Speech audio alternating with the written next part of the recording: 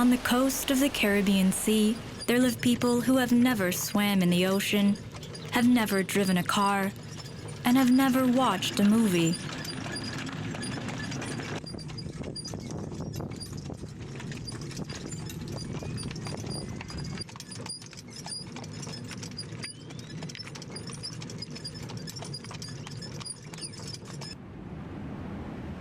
They have blonde hair, blue eyes, and a strict dress code, not suitable for a tropical climate at all.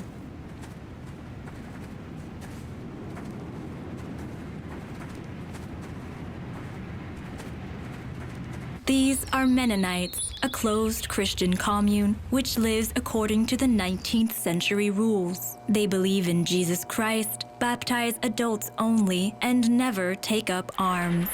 6 days a week, Mennonites work from dawn to dusk, and Sunday, the only day off, they devote to church and prayers. Mennonites have a modest, almost ascetic lifestyle. They do not have electricity, TV, or internet.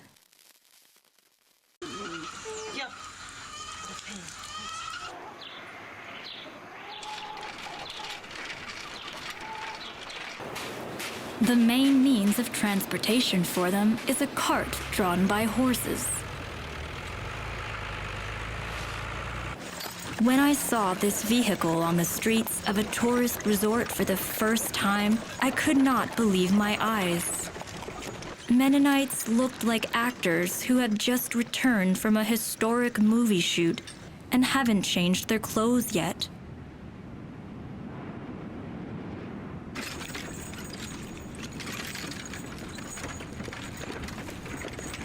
I have never met people who would voluntarily renounce technical progress, at the same time would look calm and happy with their lives.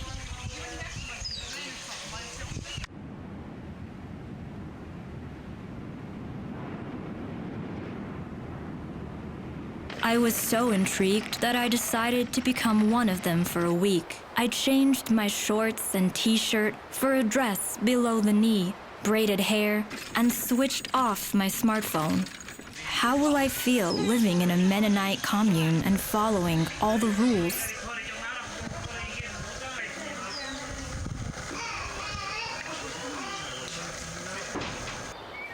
It was a challenge for me. The first question I should answer was, how did the Mennonites find themselves in Latin America?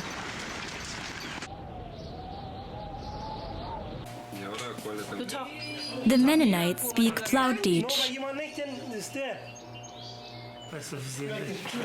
It's a dialect of German common in the north of Germany and the Netherlands. Here, their history started. In the middle of the 16th century, priest Menno Simons renounced the Catholic Church. Menno became an Anabaptist, meaning he began to baptize people only in adulthood. Little by little, Menno gathered thousands of people around him. His followers began to be called Mennonites. One of the main features of their doctrine is pacifism. Mennonites never participate in wars and do not serve in the army. Because of their religion, Menno followers were cruelly tortured and repressed. They had to run from Holland to Germany and then to Prussia. At the end of the 18th century, Mennonites moved to the Russian Empire, where they peacefully lived for 150 years. In the early 20th century, Mennonites were again forced to flee, this time to Canada. But here, too, they didn't stay long. The first rule I learned in the commune: if you want to find out something about Mennonites' history or morals, go to the churchmen. Their word is of unquestioned authority.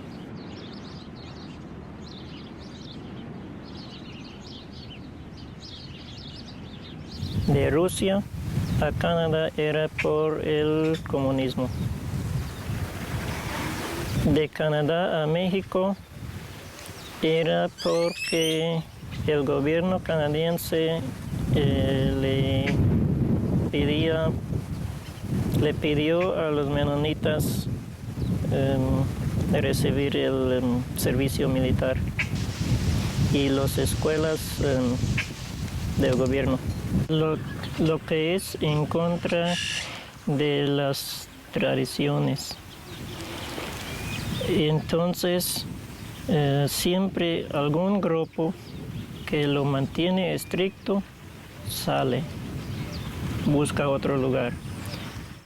This is how European peasants' descendants settled in Belize, Bolivia, and Mexico. There, near the small town of Bacalar, I met them. In search of peace, Mennonites have fled from civilization to the most provincial corners of the earth all their entire history, to places like Salamanca. The first thing you need to do in Salamanca to blend in is to change your clothes. Mennonites have their own style of clothing, over which neither air temperature nor age has control. The main quality of their clothes is practicality. It should be comfortable to work in the field and at home.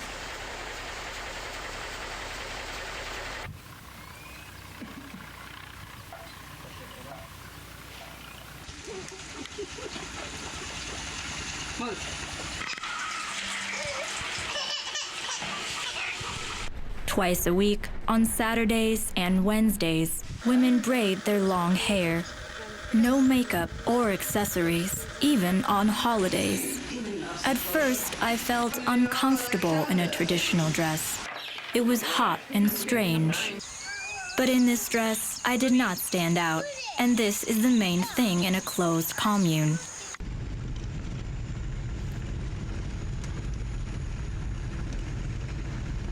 With great surprise on the first day of my stay, I found out that it is not customary to dress like this everywhere.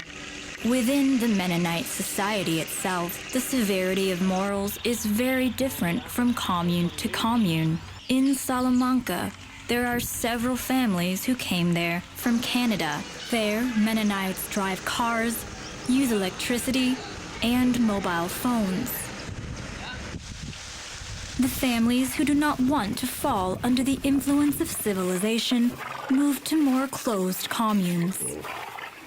Eva and her family have recently moved to Salamanca. She studied at the Canadian school and speaks English better than Plautdish. She needs to get used to many things, like I do.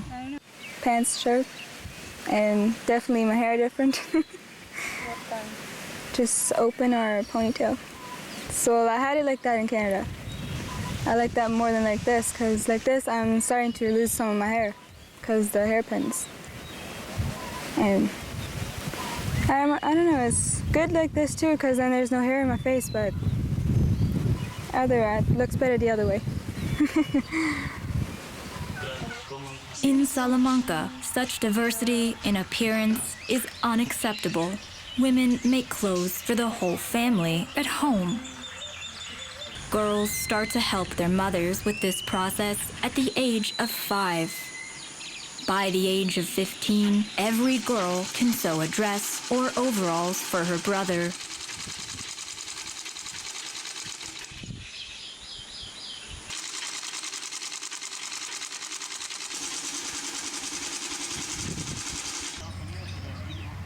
Mennonites, in general, have very modest mode of life.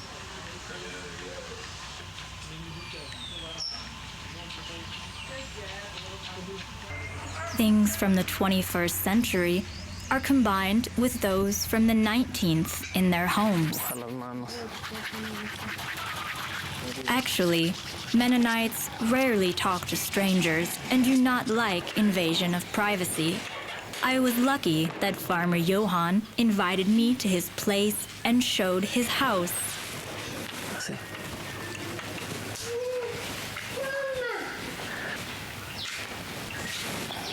Este es el cuarto donde, pues es el cuarto donde dormimos y aparte donde si nos llega gente a visitar, pues aquí paseamos. Es el cuarto donde paseamos. Pues aquí está la cama, Y aquí está el reloj. Aquí tenemos otro. Este es como donde sirve para poner los calcetines, zapatos acá abajo. Y el asiento. Y este es el trastero, que sirve también para... Las cajas tienen ropa, donde se meten la ropa de mi esposa y mi ropa. Y los escritorios, aparte mi esposa tiene una zapatería, ella vende zapatos de mujer. Y está otro ropero. Sí. Están los calendarios.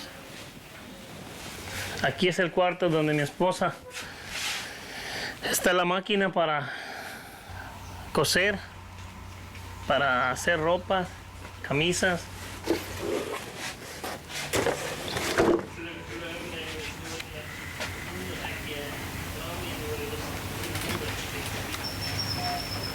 Sí. The house is a woman's main workplace where she spends most of her life. Usually, during the day, everyone is very busy and women are not up to idle talk. Fortunately, Johan's relative Galina from Canada came to visit him. She is 67 years old. She has 21 grandsons and 2 great-grandchildren. She became my guide to Mennonite family traditions. And that is, in this time, in these days, everybody wants to go in pants. And that's not what I have learned. Mennonites have always have skirts. They don't, and our, where we live, they're not allowed to use pants in the schools. No. I like that when the kids have rules, when they have rules. Galina is right. Mennonites really have many rules. Men and women have different responsibilities. During the working day, they practically do not bump into each other. Even during dinner, men and women sit on opposite sides of the table. This is a system tested by the ages, which does not raise questions among Mennonites. At first, it seemed natural to me too.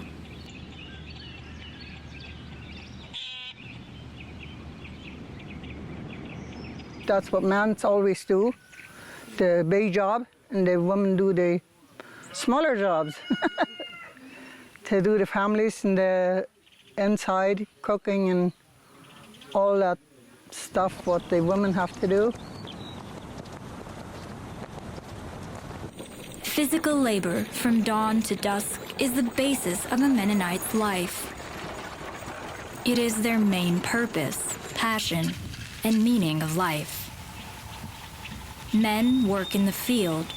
They cultivate the land and harvest. They are responsible for the outside world contacts and trade. Women are responsible for the house and bringing up children. They rarely go outside of the commune and never independently without male accompaniment. A regular working day in Salamanca looks like this. Nosotros de lunes a sábado trabajamos. Pues más bien depende la persona. Si es muy acelerado, se levanta muy temprano, ya todavía está oscuro antes de que salga el sol. Y otros, pues la mayoría, poquito antes de que salga el sol o ya con el sol, se levantan y se empieza a trabajar.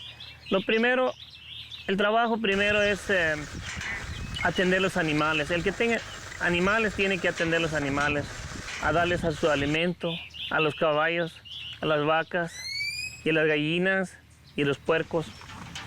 Y luego se trabaja hasta que se pone el sol.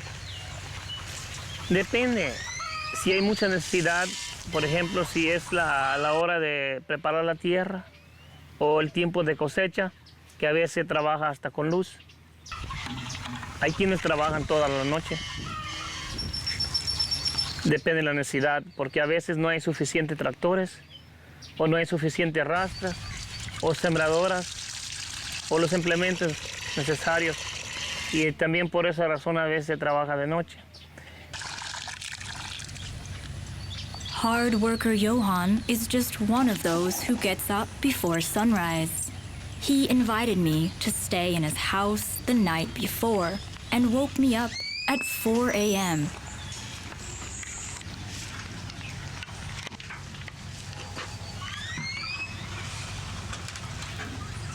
While men clean the cowshed and feed the animals, women start cooking.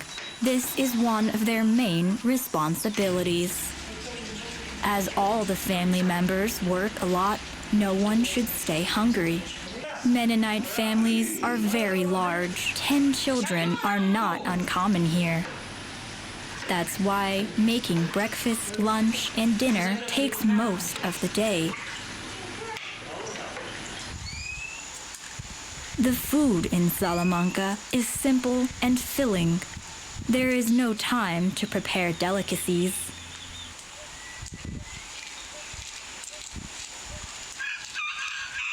In Salamanca, it is not customary to make tacos or burritos.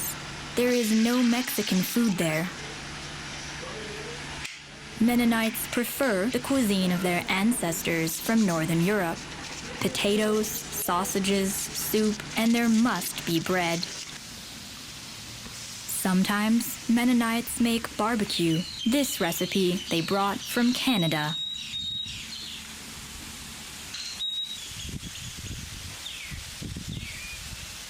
I like to cook.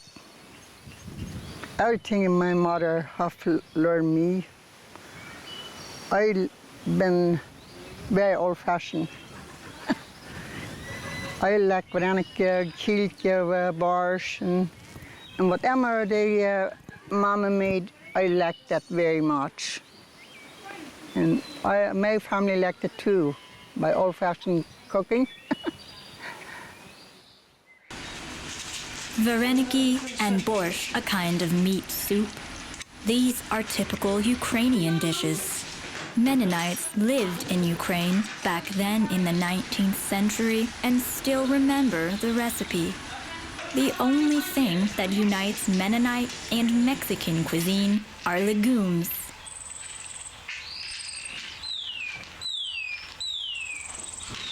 Les quiero mostrar cómo lo hacemos con el frijol fresco. O sea, este frijol, este estaba mezclado. Así mezclado venía porque ya había frijol negro, hasta frijol rojo. Y entonces las señoras, mi esposa y mi hija, sacaron todo este frijol que ya es manchado y muy revuelto. Lo separaron. Esto se ocupa como para borregos. Sirve como food para borregos. Y ya está limpiecito para la gente.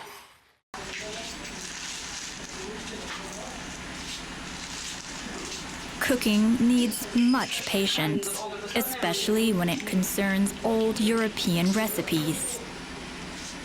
But even in this situation, instead of saving time, Mennonites prefer to follow traditions. From the northern latitudes, Mennonites also brought the tradition of preserving products.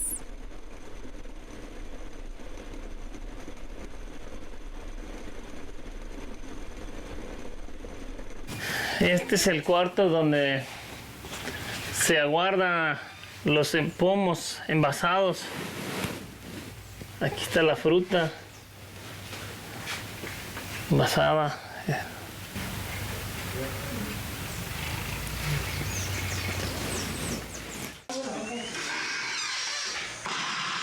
Can you guess what was the first sign of globalization I noticed in Salamanca? Yes, that's right. This is love for Coca-Cola. Coke is a small weakness that strict Mennonites allowed themselves. After having a meal, I helped to wash the dishes. There is no plumbing in Salamanca, so the process takes a lot of time. We have to carry all the water inside and carry it outside and clean the tables. And if we would have the sink like that as we had it there, that'd be a lot better. But here you have to bring all the water in and then put it all back out again, every meal. That's one part I definitely like to change here. I quickly realized that the main feature of foregoing technical progress is that the simplest actions take a lot of time. Life consists of small details, and the lack of sewage is the first thing that a city dweller like me feels hard to get used to. But it seems in Salamanca, such little trifles do not bother anyone. While women take care of the house, men work in the field. Land is the biggest wealth of a Mennonite. They have always been considered to be good landlords and harvest a big amount of crops. Agricultural machinery is one of the few concessions of civilization in the commune. All the money earned by Mennonites is invested in the land. They buy new pieces of land and expand their farming. The more land you have, the more happiness you receive. Cheap land is one of the main reasons for moving to Salamanca from more developed communes. It was the dream of having his own farm that brought Peter, Eva's father, to this place. In Canada, he was a hired worker in a store, and in Salamanca, he realized his old dream. He bought a piece of land. And if you want to buy a house, it's really expensive because you have 1 acre. With the house on it, you pay about $2 million on it for a house. So here I spent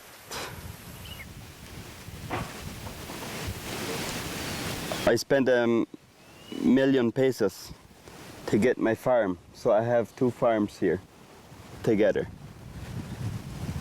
That's 1 million pesos. It's $100,000. It's not even. That's about $80,000.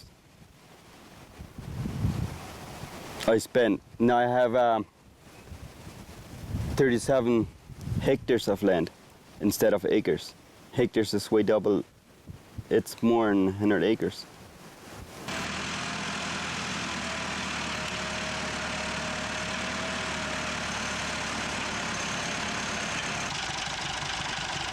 Handling such large areas of land by hand is impossible. Special equipment is needed. That's why they use tractors in Salamanca. Frankly, they look unusual here. Tractors have iron wheels.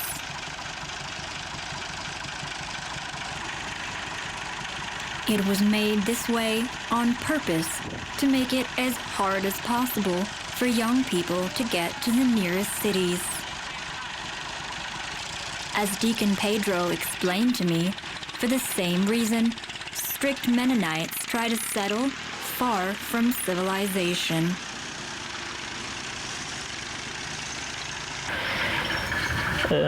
Si los jóvenes muy fácil pueden llegar al pueblo sin ser acompañado de sus padres que lo fijen,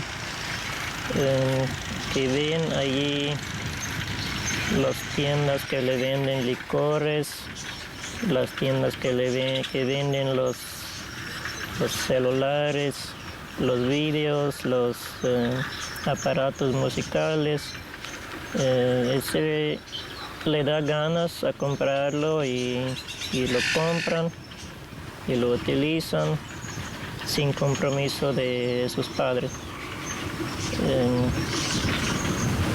Por eso los menonitas siempre han tratado de lograr una comunidad no muy cerca a alguna ciudad, a algún pueblo.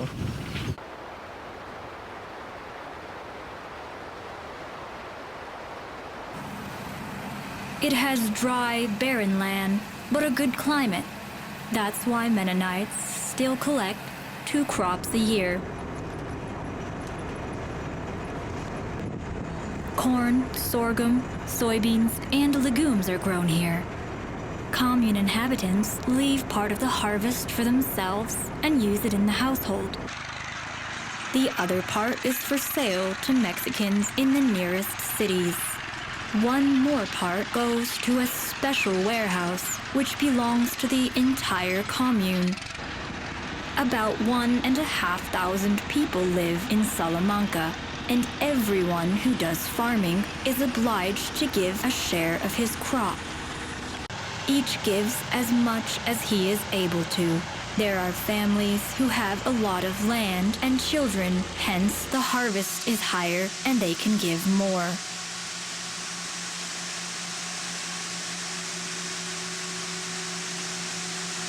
This is one of the most attractive features of Salamanca for me. There are no poor or rich in the usual sense of Western society. Wealth is not grace, and poverty is not vice here. From the warehouse, products are delivered to the community store. The store is the main meeting place to exchange news and gossip. Here, you can not only buy a sausage, but also find out who's getting married, selling a horse, or going to town. All goods of the same type produced in the commune are sold at a fixed price. This is done for everyone to get an equal reward for their work. Such a peculiar Christian communism. If someone does not have enough money for food or other expenses, the church will take care of it. Manejar las ofrendas de la iglesia que los miembros donan para ayudar a los pobres de la comunidad. Y si los pobres están enfermos, que necesitan acudir a algún médico, que las llevo y con por medio de esas ofrendas pago los gastos médicos de ellos, o hasta que si alguien ni tiene para comprar sus necesidades para comer, para dar a comer a su familia, hasta le ayudo en esos. In fact, every family in Salamanca produces something.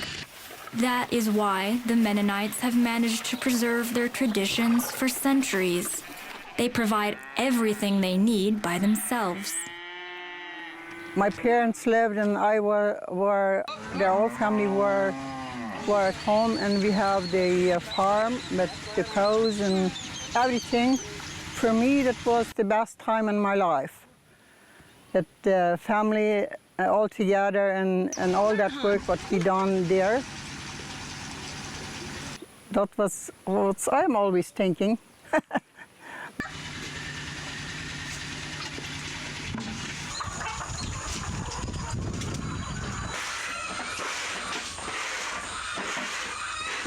Milk, eggs, cottage cheese. People make all these themselves. Mennonite homemade cheese is especially famous. It's made by several families. This is a tradition carried down from their European ancestors. I was invited to visit one of these families so that I could see the whole process of cheese making from the beginning to the end. My hosts have 10 cows. They are milked twice a day, in the morning and in the evening. Only adults do it. The whole process takes about an hour. Only fresh milk is taken for cheese. If they don't have enough of their own, they can buy from neighbors who also keep cows.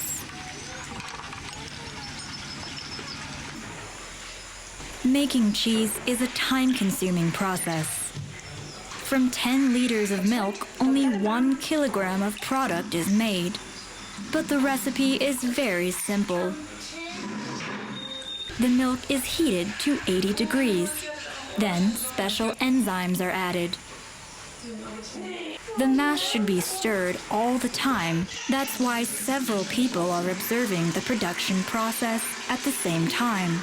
If you let your mind wander, all the work would become a waste. Gradually, the milk is divided into curd mixture and whey.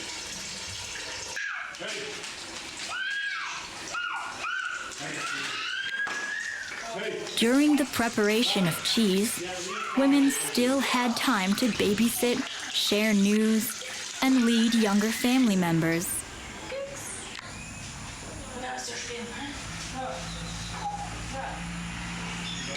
It seems that they just cannot sit around.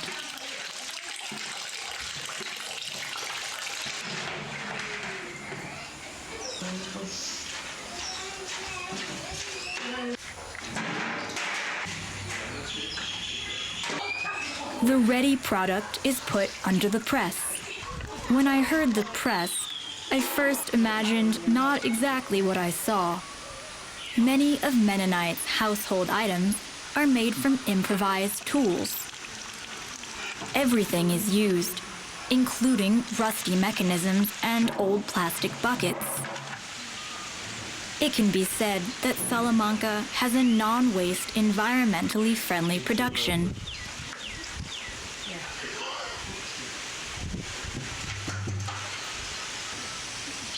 It takes a whole day to make a product. Cheese that we put under the press in the morning was ready closer to sunset.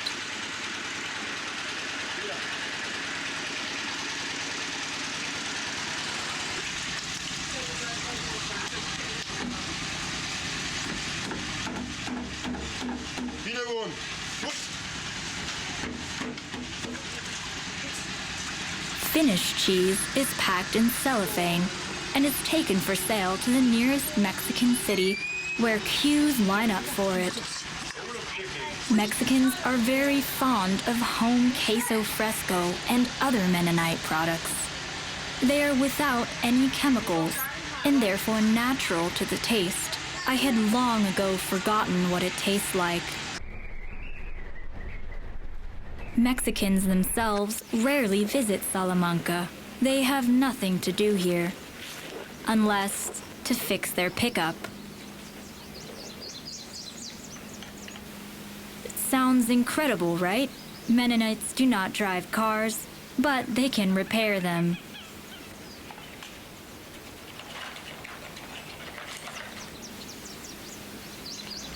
Mexicans trust self-taught mechanics from Salamanca more than car repair shops in neighboring towns. Life is full of paradoxes.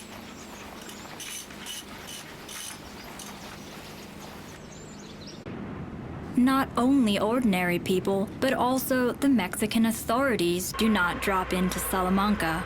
Mennonites do not appreciate interferences in their business from the outside. There are neither police nor firefighters in the commune. The only power here is a special council, headed by 2 mayors. They are elected once in 2 years. Mr. Nikolai is one of the council community members. He's responsible for the communications of Salamanca with the outside world. You could say that he is the PR manager of the commune. Y hasta ahorita pues estamos bien felices que el gobierno está apoyando, que no tenemos problema con nadie acá. Estamos viviendo en paz, la gente no se molesta en nosotros y nosotros no tampoco la gente porque estamos ayudando en ambos lados a bacalar y bacalar en nosotros y así estamos siguiendo hasta ahorita. The colony in Salamanca appeared 13 years ago, but many Mennonites still do not have Mexican passports. They are simply not needed here because the commune inhabitants rarely leave it.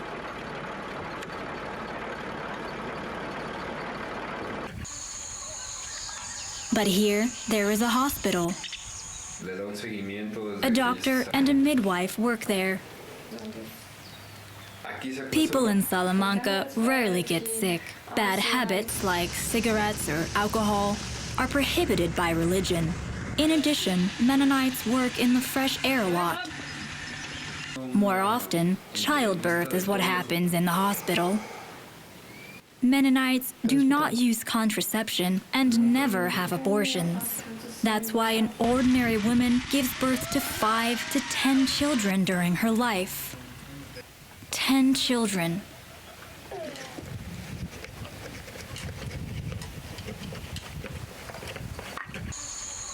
In my world, families often struggle to cope with even one child. According to midwife Maria's words, for all the time the hospital has existed, there were not any unsuccessful births. No hay nadie en su casa de ellos, solamente acá. Aquí nazcan los bebés. Todos los nenes vienen por acá y nazcan aquí. Aquí tienen una mesa y todo listo. Y cuando nazcan, después ayudando a ellos cuando quitamos acá en su casa, cuando no hay problema. Porque ni un bebé se muerten acá, nada. Todos vivos y las mujeres también, todos. Mucha suerte.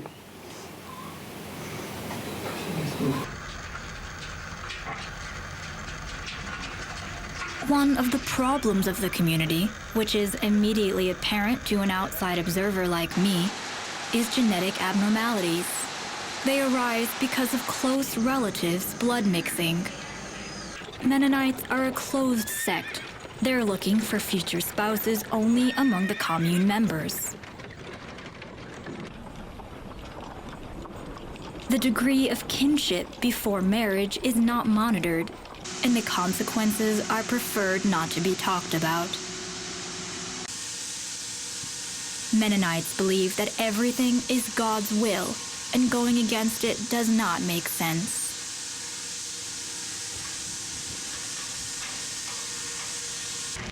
Healthy children, a lot of land, and a big house are the main dreams of Mennonites. Es trabajo del campo, agricultor, o también tener ganado para vender leche. Esas dos cosas me interesan. The main pride of Salamanca is the unity of its families, and the main concern is how to keep it. Y por esa razón estamos, gracias a Dios, que estamos tranquilos acá. Y en esa manera estamos pensando, como estamos trabajando, lo tenemos deteniendo todas las familias más unidas acá. Como no usan celular, no usan los internet y todo, pues no se le pueden comunicar con cualquier uno de aquí al otro lado del mundo. Entonces más conveniente que estamos trabajando así y más felicidad. Families in Salamanca are really friendly. Here, it's customary to support each other and spend free time together.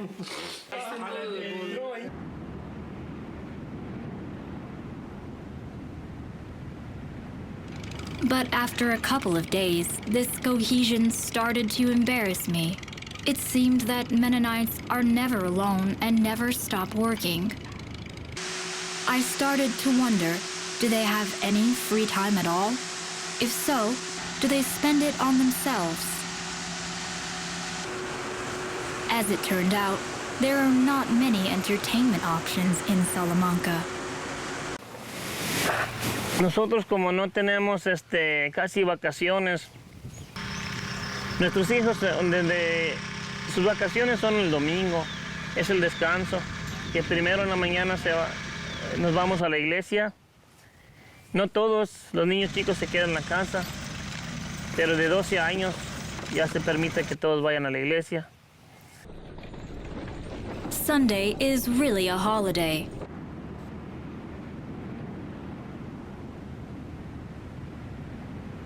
Men wear festive shirts and women wear smart dresses. After breakfast, all the families go to Mass. It turned out that the church is a modest one-story building on the outskirts in the middle of the field. There is neither an altar nor icons in the church. There are only wooden benches, beams for hats under the ceiling, and a pedestal for the priest. I was categorically forbidden to film inside. In the beginning, the pastor reads the sermon, then all the community members kneel and silently pray. After that, everyone opens the collections of psalms and begins to sing them. The buzz of voices echoes around the district.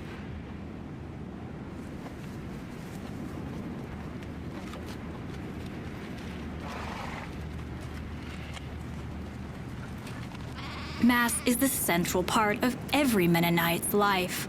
It must be visited every week. A diligent visit to the house of God is supervised by a priest. Porque lo más importante es la fe en Cristo corazonalmente, creer en Cristo y en su palabra, obedecerlo.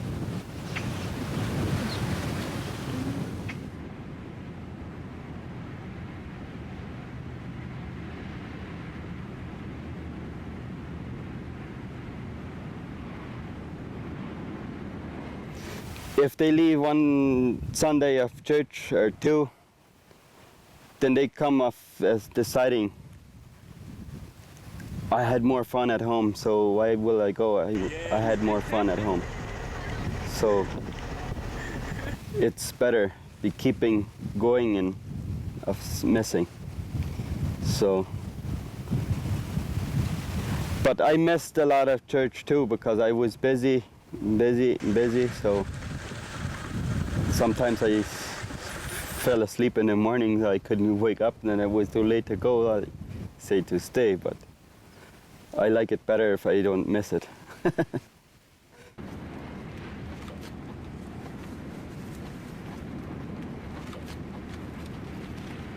After the Mass, everyone silently left the church, silently sat on the wagon, and silently departed. Neighbors and relatives did not chat or exchange news.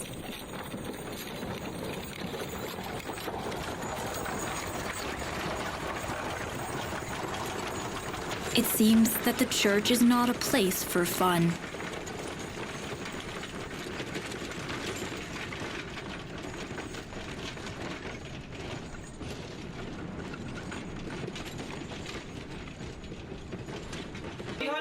After the Mass, free time comes. In Salamanca, it is customary to visit each other, see relatives, talk, or walk around. Among other entertainment, there is only this game.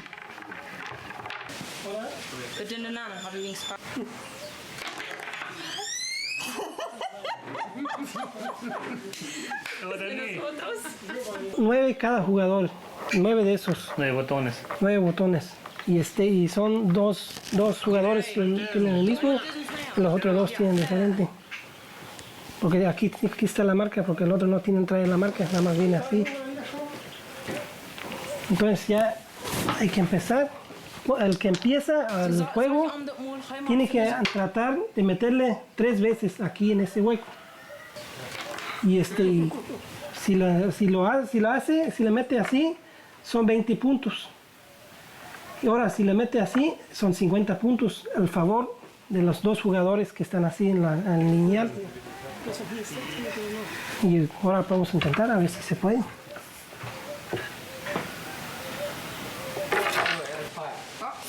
This is how a whole day off passes. Toward evening, everyone goes home, has dinner, and goes to bed after the sun sets. Silence comes to Salamanca. No sound of the TV, no radio, no music. All of this is forbidden in Salamanca, as well as books, dances, sports, drawing, or gambling. Hard to believe and impossible to get used to. And as it turned out, it's not so easy to explain. It's fine to follow traditions, but did the Bible say something about TV or electricity? To find the answer, it's better to address the church servants. Digamos que es un deseo de la carne que el Testamento Nuevo los enseña que el deseo de la carne, el deseo de los ojos y la vida arrogante no es de Dios, es del mundo. Y ya llega al punto que ya he hablado que esos no van en eternidad, no van a vivir con Cristo, no pueden vivir con Cristo porque no están obedeciendo entonces el Testamento Nuevo. Mennonites are not just devout Christians. The Bible is interpreted literally here. Everything that helps in work is a virtue. Everything that distracts from it is a sin. Everything not allowed in the Bible is forbidden. Preparation for paradise starts from childhood. I did not see even the youngest in Salamanca with bicycles. More precisely, they exist, but homemade and more like scooters. Of course, there is an explanation for this. They say there is not such a big distance from a bicycle to the internet. De no tener problemas, porque si lo tienen las bicicletas, no tenemos un pecado lo que no lo usan. Pero lo que pasa, porque si lo tenemos esos, a los 2-3 días, se llega uno y dice, bueno, pues, si tal fulano lo puede tener la bicicleta, bueno, pues yo me lo compro mi moto. Y si ese se trata de comprar su moto, a los 2-3 meses se llega al otro y dice, bueno, pues si ese puede tener su moto, pues yo lo compro en mi vehículo.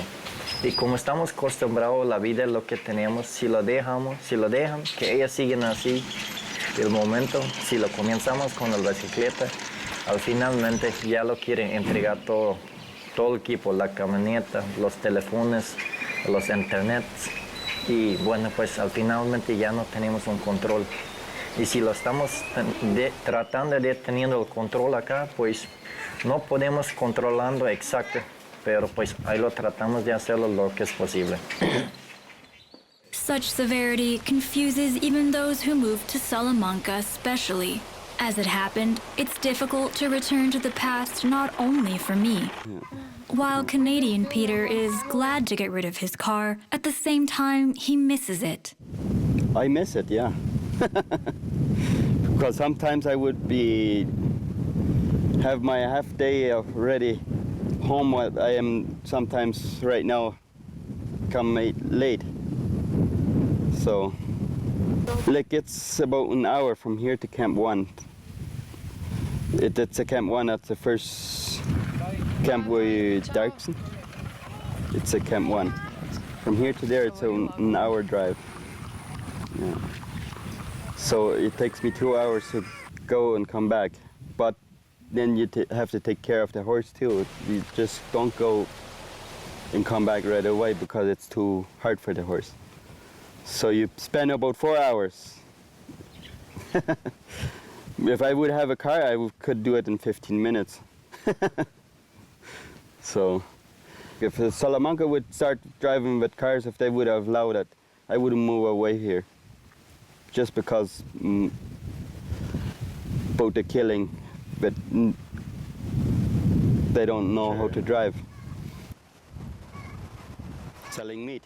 And if adults understand all the pros and cons of such a life, then for teenagers it's much more difficult. Especially for those who recently moved to Mexico, and I perfectly understand why. In Canada, Eva used a mobile phone, played basketball, painted, and read books. In Salamanca, all this is forbidden. This was I like the comic books. Yeah? We have a few of those, but Mom tells us to leave them alone, because there's a lot of people that don't have them, but I don't know, they may read them and look at them, but not too often, because then they just start to go into those and then not the Bible. They forget it with the Bible and start to change their mind, and then they, I don't know, just want to read other stuff than the Bible. In principle, I understand the logic of the Mennonite elders. The less you have seen and tried, the less you doubt your place in the world. Any prohibition is a fear of something new. The less new you see, the less change and more confidence you will have in the future. Prohibitions guarantee stability. In this way, Salamanca is like any society on Earth. Another question is, how do they manage to maintain this strict lifestyle? And how real is it to live in the 21st century like it's the 19th? I think it's easier if you get used to this from the earliest years.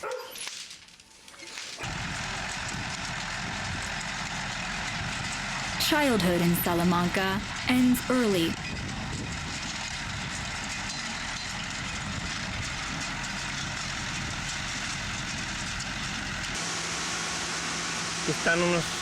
Tienen sus 4 años, 5 años, ya pueden hasta llevar alimento a las gallinas. Y así empiezan a ayudar, a llevar alimento a las vacas o a las gallinas, a los puercos. Eso es el trabajo de la casa de los niños. Y afuera, pues, si son muchachos, pues van viendo también el trabajo del papá y ahí van aprendiendo. Children here are just like small adults. I almost did not see them playing or just walking around. Children help their parents from the earliest years, and so the more of them, the easier it is to monitor the household.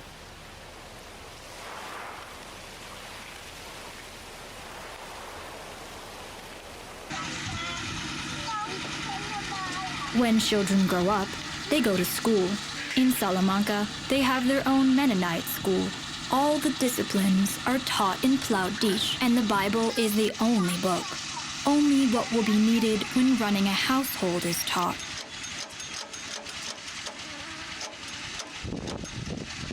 Los chamacos empiezan a andar a la escuela de 6 a 13 años. Y ahí están estudiando sumar, multiplicando y leer.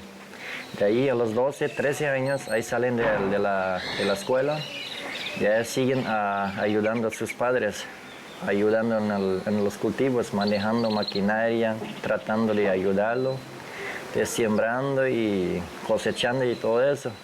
Unfortunately, I did not manage to see classes at the school. It had just been closed for the harvest time. Studies last for 6 months, with 2 breaks for agricultural work. If there is suddenly a need to choose between work and school, work will be chosen.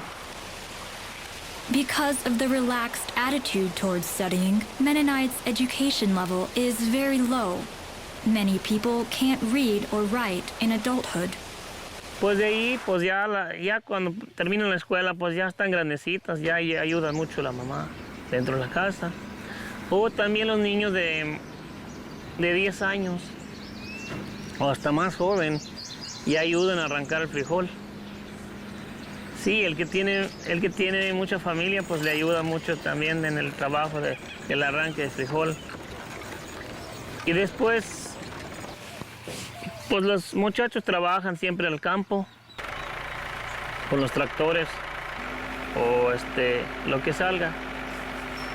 Juntar las piedras, limpiar el campo.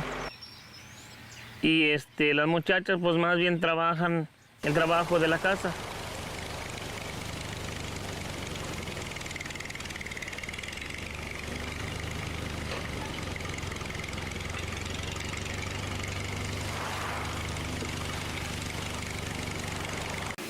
The youngest brother my brother David, he's 11. The other one is 12, brother John. They start driving tractor already. And that they wouldn't be doing anywhere as soon, I would think. My brother Peter, he's 15 and he's about doing everything that Dad does, or he tries to. Dad's learning him and he tries to do the same. Although after school, children work with adults side by side, they will truly become members of the community only after baptism. This is the most important event in any Mennonite's life, the beginning of adulthood. Ya cuando tienen sus 18 años, pues ya hay quienes se bautizan. De las mujeres, los hombres casi siempre tardan hasta 19, 20 años. Pero las mujeres muchas veces de 18 a 20. Es cuando se bautizan y luego enseguida pues ya se quieren casar. Ya empiezan su familia. Choosing a partner is serious and for life because Mennonites do not have divorce. Despite all strictness of morals, guys and girls here, as well as everywhere, flirt and go on dates, but in their own Mennonite way. The main commune meeting spot is the store, the main means of communication, a flashlight. A guy lets a girl know that he is waiting for her at the house, blinking a flashlight through the window. After some hesitation, Eva agreed to talk about her relationship with Peter, son of Johann. They've been dating for 6 months, and their relationship looks unusual. Well, I think the first time we met, the first time I saw him, he was at the store on one Sunday. I was with my friends and he was with his.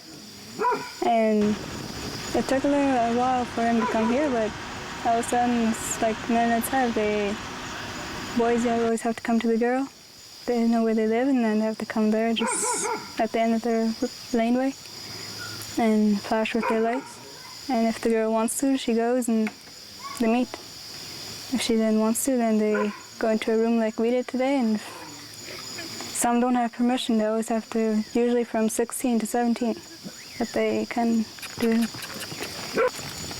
The days we can meet is Sunday and Wednesday. Well, sometimes he comes other days too. If he's off early and I'm home alone or something, like my mom and dad aren't home and he notices, then he comes if he has time, but not too often. Lovers can see each other only within the colony. It is forbidden for teenagers to leave it without their parents.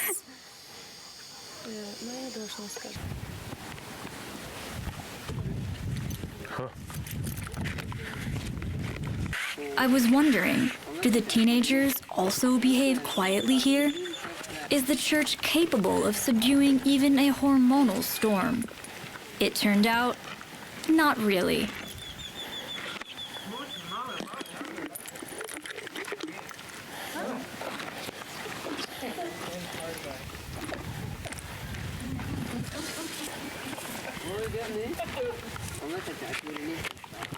Peter was born in Mexico and lived in Salamanca for most of his life.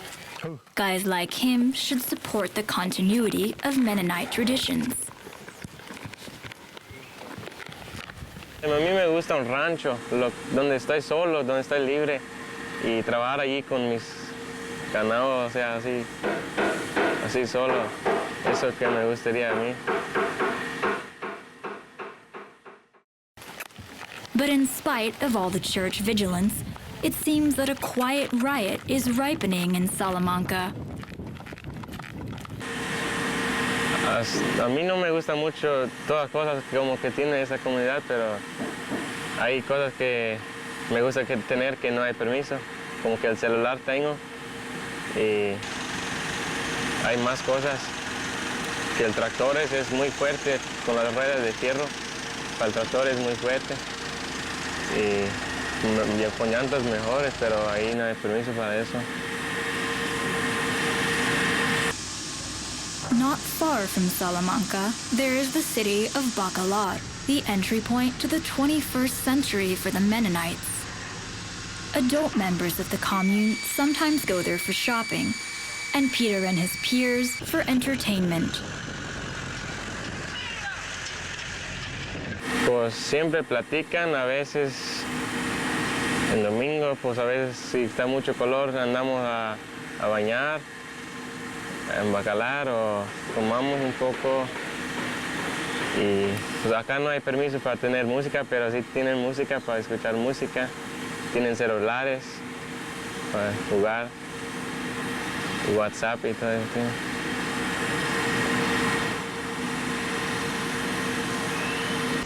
In general, all this is forbidden by Mennonites religion, but it seems that teenagers like Peter do not care much. No, en cine nunca, pero con un, no sé cómo lo digo, un laptop, no sé. O en mi celular tengo películas también, y lo chequé, de Van Damme, lo vi mucho de Van Damme. Escucho mucho música con los audífonos. Pues ahí, yo casi no conozco los tipos de música, pero hay unos de Enrique Iglesias, sí me gusta, y de Farruko, hay de Farruko también. Hay muchas que me gustan.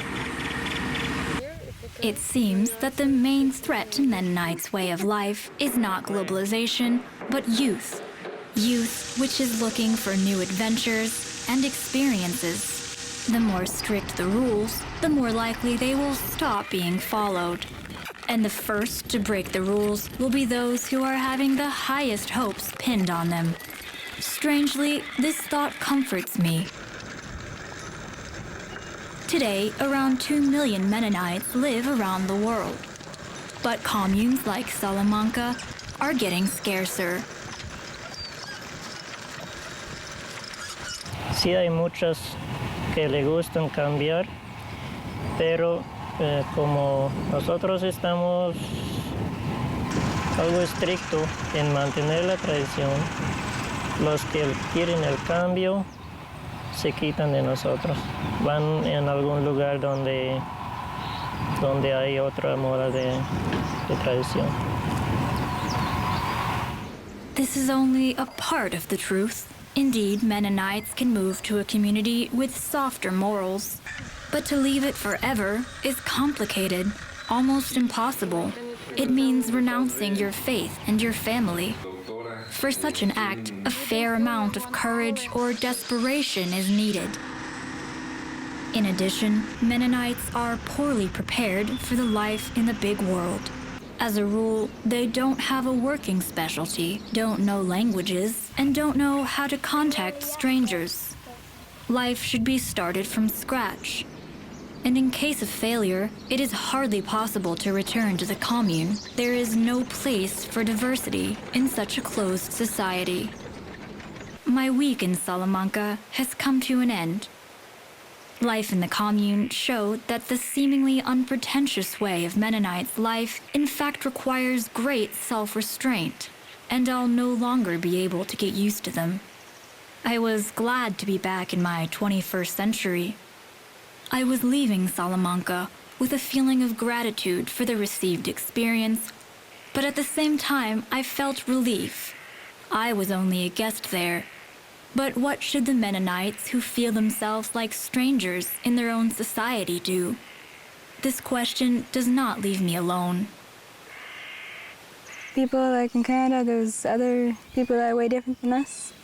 It always looks like they're having fun, and not that they have hard thinking about what they're doing or something. It just looks like easy life for them. And I sometimes don't understand. I mean, I'm supposed to learn everything, and it gets hard. Difficult for me to know how to do everything, and I don't know. I'm not always interested for everything that I'm supposed to do. And I then see other people, they're always enjoying life. I mean, my life isn't bad either, as I can do more than what most people here do.